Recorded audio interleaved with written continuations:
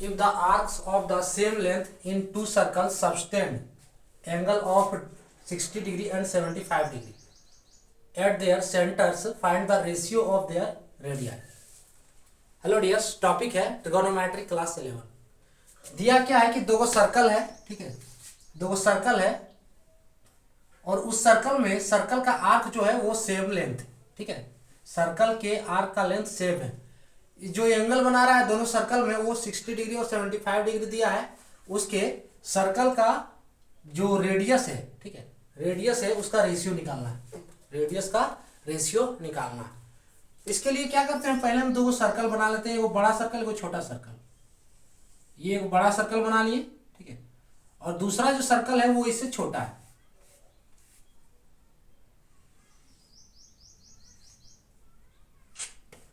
Circle पूरा बन नहीं रहा है, लेकिन मान लेना कि आपको ये सर्कल है, ये बना लिए, ये छोटका बना लिए, तो ये छोटका बना लिए। अब इस सर्कल बड़ा है तो इसका रेडियस भी बड़ा होगा, है ना, इसको R1 मान लिए। ये सर्कल छोटा है तो इसका रेडियस भी छोटा हो गया R2, ठीक है। अब देखो इस यहाँ पे थीटा इक्वल्स टू एक रिलेशन होता है इनका, जो हम बता चुके हैं। थीटा एंगल जिसको कहते हैं, एंगल है ना, ये होता है arc by radius, arc by radius, arc by radius. तो थीटा अलग अलग दिया है, आर्क सेम है, arc same, arc by radius यानी कि आर्क क्या होगा, एल बाय रेडियस आर, यानी कि theta equals to L by R, theta equals to L by R. हमें क्या दिया है कि एल सेम दिया है, एल सेम दिया है तो एल को हम बाहर पहले कर देते हैं, एल के लिए लेते हैं तो एल इक्वल्स टू क्या हो जाएगा, आर थीटा, आर थीटा। अब इस सर्कल के लिए, सर्कल 1 के लिए थीटा L1, हाँ, इस सर्कल के लिए L क्या हो जाएगा, L equals to R1 theta 1, है ना। और दूसरे सर्कल के लिए, दूसरे सर्कल के लिए तो इसके लिए L इक्वल्स टू हो जाएगा R2 थीटा 2। अब इसको रहने दो यहाँ पे, ठीक है। अब देखो ये थीटा जो बना रहा है ना, आर्क दोनों का सेम दिया है, सेम दिया है, यानी कि आर्क सेम दिया है। ये बता रहा है कि अगर पार्टिकल यहां से, ठीक है, यहां से 5 मीटर का जो डिस्टेंस ट्रेवल कर रहा है, मान लो, ठीक है, 5 मीटर का ये पार्टिकल डिस्टेंस ट्रेवल किया और ये आ गया यहाँ पे, यानी कि इसका रेडियस यहां से बना। अब ये जो एंगल बना ये थीटा 1 बना, ठीक है। तो ये 5 मीटर का डिस्टेंस ट्रेवल कर रहा है तो ये भी 5 ही मीटर का डिस्टेंस ट्रेवल कर रहा है, यहाँ पे भी पार्टिकल 5 ही मीटर का डिस्टेंस ट्रेवल कर रहा है, ठीक है। तो बड़ा सर्कल में अगर 5 मीटर का डिस्टेंस ट्रेवल कर रहा है यानी कि आर्क सेम है ना, तो इसका वजह क्या है, दोनों में 5-5 मीटर ट्रेवल कर रहा है, यानी कि आर्क सेम है, तो किसका जो है थीटा ज्यादा होगा। निश्चित है कि जो ये बड़ा वाला का है उसका थीटा कम होगा और छोटा वाला का थीटा ज्यादा होगा। अगर मान लो कि ये 5 मीटर, 5 सेंटीमीटर, 5 मीटर, कोई भी यूनिट आप ले लो, सेम यूनिट लेना है, ठीक है। तो मान लो 5 सेंटीमीटर, 5 सेंटीमीटर ये ट्रेवल किया, तो 5 सेंटीमीटर में अगर ये यहां पहुंचा, ठीक है, तो इस छोटा वाला सर्कल में 5 सेंटीमीटर में ये ज्यादा दूर तक पहुंच जाए। मान लो कि ये हाफ पेरीमीटर मान लेते हैं कि हाफ पेरीमीटर 10 सेंटीमीटर है, ठीक है, हाफ पेरीमीटर ये 10 सेंटीमीटर आया, ठीक है। तो 10 सेंटीमीटर अगर पार्टिकल ट्रेवल किया, है ना, इसका आर्क जो ये हो गया, ठीक है। अब इसमें भी आर्क 10 सेंटीमीटर ये पार्टिकल का ट्रेवल किया तो ये हाफ नहीं जाएगा, हाफ से ज्यादा चला जाएगा, यानी कि इसका एंगल क्या होगा, बड़ा हो जाएगा। इसलिए यहां पे देखो एंगल तो दिया 60 डिग्री 75 डिग्री, लेकिन किसमें 60 डिग्री होगा, तो इसमें 60 डिग्री होगा, ठीक है। इसका एंगल कम होगा और इसका एंगल ज्यादा हो जाएगा, क्योंकि इसका जो है, देखो इसका जो है पेरीमीटर छोटा है, इसलिए इसका एंगल ज्यादा होगा, ये होगा 75 डिग्री का। हो गया क्लियर। अब देखो इसमें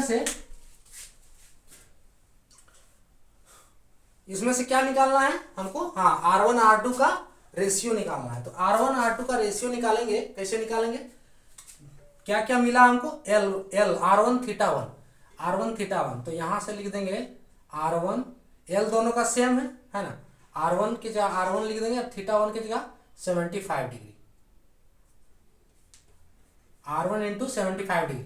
तो थीटा 1 हम क्या करते हैं, थीटा 1 को हम, ये दिया हुआ है थीटा C, ये रेडियन के रूप में दिया है, ठीक है, डिग्री के रूप में दिया, इसको रेडियन में कन्वर्ट करना है। इस फॉर्मूला को लगाने के लिए हमें रेडियन में इसको कन्वर्ट करना होगा। सो क्या करते हैं, रेडियन में कन्वर्ट करते हैं। तो रेडियन में कन्वर्ट कैसे करेंगे, 180 डिग्री इक्वल्स टू होता है पाई रेडियन, पाई रेडियन होता है, ये याद रखना, आप कन्वर्ट हो जाएगा। सो कितना डिग्री फर्स्ट वन वाला है, 60 डिग्री। तो 60 डिग्री बराबर क्या होगा, 60 डिग्री बराबर हो जाएगा 60 इंटू पाई बाय 180 होगा।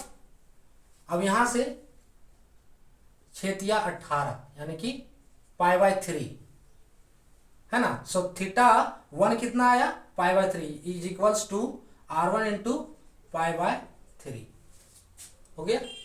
अब दूसरा 75 डिग्री है, 75 डिग्री है तो R2 निकाल लेते हैं, ये थीटा 1 थीटा 2C, 75 डिग्री बराबर कितना हो जाएगा, 75 गुने पाई बटे 180 होगा। इसको काटेंगे तो कितना आएगा, पहले किससे कटेगा, चलो छोटा छोटा से ही काटते हैं, 5 15 5 75 है ना, और ये 5 से कटेगा तो 5 तिया 15, 3 5 6 30, फिर ये कटेगा 3 से, 3 5 15 और 3 12 तिया 36 यानी 5 pi by 12। So R1 into 5 pi by 12।